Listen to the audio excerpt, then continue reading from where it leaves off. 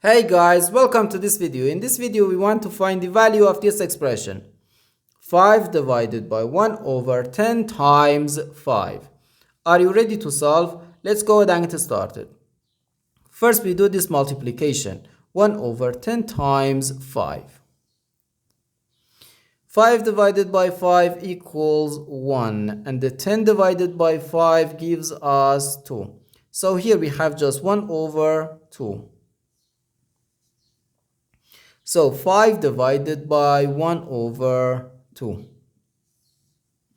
Now, according to the KCF rule, K stands for keep, C stands for change, and F stands for flip. We can write keep the first fraction, change division to multiplication, and flip the second fraction. So we have 5 times 2, which equals 10. But this answer is not correct, because according to the order of operations, multiplication and division have equal priority and we have to work from left to right. So here, first we have to do this division, then this multiplication.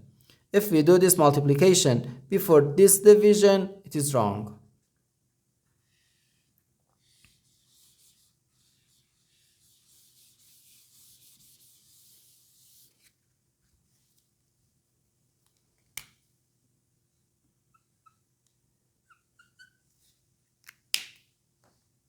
So first we have to do this division, 5 divided by 1 over 10.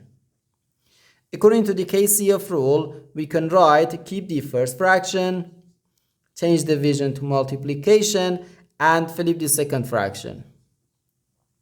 And here we have times 5.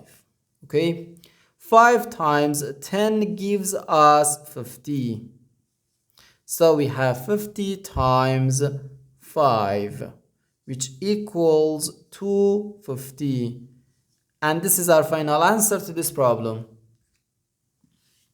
The correct answer is 250.